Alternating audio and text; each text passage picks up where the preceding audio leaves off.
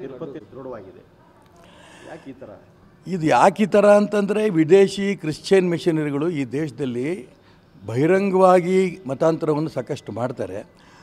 ಅಂತರಂಗದಲ್ಲೇ ಗೊತ್ತಿಲ್ಲದಂಗೆ ಇಂಡೈರೆಕ್ಟಾಗಿ ಈ ರೀತಿ ದ್ರೋಹಗಳನ್ನು ಮಾಡ್ತಾ ಇರೋದಕ್ಕೆ ಜ್ವಲಂತ ಸಾಕ್ಷಿ ಒಬ್ಬ ಕನ್ವರ್ಟೆಡ್ ಕ್ರಿಶ್ಚಿಯನ್ ಜಗನ್ಮೋಹನ್ ರೆಡ್ಡಿ ಅವರು ಮುಖ್ಯಮಂತ್ರಿ ಆದಂಥ ಸಂದರ್ಭದಲ್ಲಿ ಇಡೀ ಪ್ರಪಂಚದ ಹಿಂದೂಗಳಿಗೆ ಮಾಡಿರೋಂಥ ಇದೊಂದು ಮೋಸ. ಇದರಲ್ಲೇನು ಹಿಂದೆ ಮುಂದೆ ಇಲ್ಲ. ಯಾಕಂದರೆ ಚಂದ್ರಬಾಬು ನಾಯ್ಡು ಅನ್ನೋಂಥ ಒಬ್ಬ ಮುಖ್ಯಮಂತ್ರಿ ಇದನ್ನು ಲ್ಯಾಬ್ ರಿಪೋರ್ಟನ್ನು ಬಹಿರಂಗ ಮಾಡಿರೋಂಥ ಸಂದರ್ಭದಲ್ಲಿ ನಿಜಕ್ಕೂ ಕೂಡ ನಾನು ಚಂದ್ರಬಾಬು ನಾಯ್ಡು ಅವರನ್ನ ಮುಖ್ಯಮಂತ್ರಿ ಸಂದರ್ಭ ಅಭಿನಂದನೆ ಸಲ್ಲಿಸ್ತೇನೆ. ಆ ಜಗನ್ಮೋಹನ್ ರೆಡ್ಡಿ ಯಾರಿದ್ದಾರೆ, ಆ ಪುಣ್ಯಾತ್ಮ ಮಾಡಿರೋಂಥ ದುಷ್ಕೃತ್ಯಕ್ಕೆ ತಕ್ಷಣ ಅವ್ರ ಮೇಲೆ FIR ಹಾಕಿ ಅರೆಸ್ಟ್ ಮಾಡಿ ಅವ್ರು ಜೈಲಿಗೆ ಕಳಿಸ್ಬೇಕು. ನಂಬರ್ 1. ನಂಬರ್ 2, ಇದ್ರ ಹಿಂದೆ ಯಾವ್ಯಾವ ವಿದೇಶಿ ಶಕ್ತಿಗಳಿದೆ. ಯಾಕೆಂತಂದರೆ ಒಂದು ಲಡ್ಡುನಲ್ಲಿ ಒಂದು ಕೊಬ್ಬು ಹಾಕಿದರೆ ಇಷ್ಟೇ ಸೀಮಿತ ಬರಲ್ಲ. ಇದು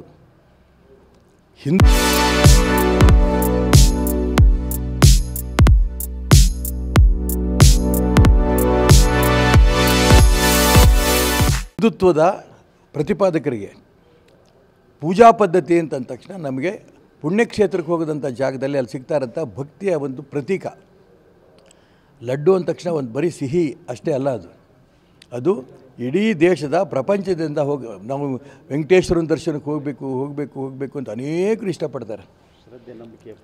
ಆ ಶ್ರದ್ಧೆಗೆ ಒಂದು ರೀತಿಯ ಭಂಗ ತರೋ ರೀತಿಯಲ್ಲಿ ಈ ಹಿಂದಿನ ಮುಖ್ಯಮಂತ್ರಿ ಮಾನ್ಯ ಜಗನ್ಮೋಹನ್ ರೆಡ್ಡಿ ಅವರು ಮಾಡಿದ್ದಾರೆ. ಮತ್ತು ಎರಡನೇದು ಈಗಲೂ ಪ್ರತಿಪಾದನೆ ಮಾಡ್ತಿದ್ದಾರೆ, ನಾವು ಮಾಡಿಲ್ಲ ಅಂತ. ಲ್ಯಾಬ್ ರಿಪೋರ್ಟ್ ಬಗ್ಗೆ ಅವರಿಗೆ ನಂಬಿಕೆ ಇಲ್ವಾ?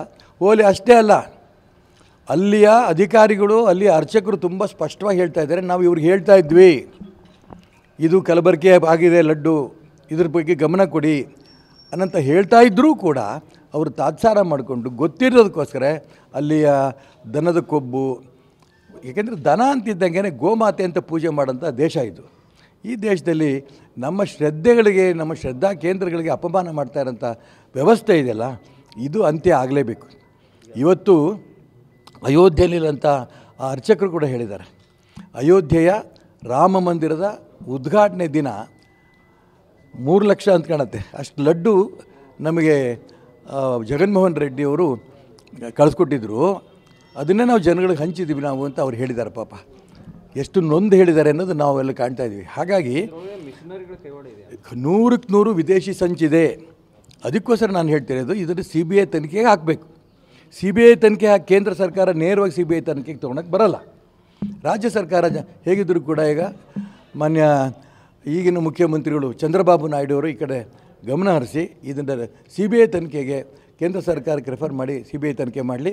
ಇದರಲ್ಲಿ ಯಾವ್ಯಾವ ವಿದೇಶಿ ಶಕ್ತಿಗಳಿದ್ದಾವೆ, ಯಾವುದ್ಯಾವ್ದು ಕ್ರಿಶ್ಚಿಯನ್ ಮಿಷನರಿಗಳಿದ್ದಾವೆ, ಇವರಷ್ಟು ಜನ ಹೊರಗೆ ಬರ್ತಾರೆ. ಇದೇ ಕೊಬ್ಬು ವಿಚಾರ ಸ್ವಾತಂತ್ರ್ಯ ಇದಕ್ಕೆ ನಾನು ಹೇಳ್ತಾ ಇರೋದು, ದೇವರ ದಯದಿಂದ ಇಡೀ ದೇಶದ ಎಲ್ಲ ಪಕ್ಷದ ನಾಯಕರು ಇದನ್ನು ಖಂಡನೆ ಮಾಡಿದ್ದಾರೆ. ಅದು ಕಾಂಗ್ರೆಸ್ ಇರ್ಬೋದು, BJP ಇರ್ಬೋದು, JDS ಇರ್ಬೋದು, ಎಲ್ಲ ಪಕ್ಷವೂ ಕೂಡ ಈ ಹಿಂದೂ ಸಮಾಜದ ಮೇಲೆ ಆಗಿರೋಂಥ ಇದೊಂದು ಅಪಮಾನ, ಇದೊಂದು ಆಘಾತ, ಇದನ್ನು ಯಾವುದೇ ಕಾರಣಕ್ಕೂ ಸಹಿಸಲ್ಲ ಅನ್ನೋದು ಮಾತನ್ನು ಕಾಂಗ್ರೆಸ್ಸಿನ ಅನೇಕ ಮಂತ್ರಿಗಳು ಹೇಳಿದ್ದಾರೆ, JDS ಪ್ರಮುಖರು ಹೇಳಿದ್ದಾರೆ, ಭಾರತೀಯ ಜನತಾ ಪಾರ್ಟಿಯವರು ಅಂತ ಹೇಳ್ತಿದ್ದಾರೆ. ಹಾಗಾಗಿ ಇಡೀ ದೇಶ ಇವತ್ತು ಗೋವಿನ ಬಗ್ಗೆ ಇರೋಂಥ ಶ್ರದ್ಧೆ, ತಿರುಪತಿಯ ತಿಮ್ಮಪ್ಪನ ಬಗ್ಗೆ ಇರೋಂಥ ಶ್ರದ್ಧೆ, ಗೋವಿನ ಬಗ್ಗೆ ಆ ಲಡ್ಡುನಲ್ಲಿ ಬೆಳೆಸಿರೋಂಥ ಒಂದು ವ್ಯವಸ್ಥೆ, ಇದನ್ನೆಲ್ಲ ಗಮನಿಸಿ ಎಲ್ಲರೂ ಕೂಡ ಒಂದಾಗಿ ಅವ್ರ ಬಗ್ಗೆ ಕ್ರಮ ತಗೋಬೇಕು ಅಂತ ಹೇಳ್ತಾ ಇದ್ದಾರಲ್ಲ, ಇದು ನಾನು ಸ್ವಾಗತ ಮಾಡ್ತೇನೆ. ತಕ್ಷಣ ಮಾನ್ಯ ಚಂದ್ರಬಾಬು ನಾಯ್ಡು ಮುಖ್ಯಮಂತ್ರಿಗಳು ಇದನ್ನು CBI ತನಿಖೆಗೆ ರೆಫರ್ ಮಾಡಬೇಕು ಅಂತ ಒತ್ತಾಯ ಮಾಡ್ತೇನೆ.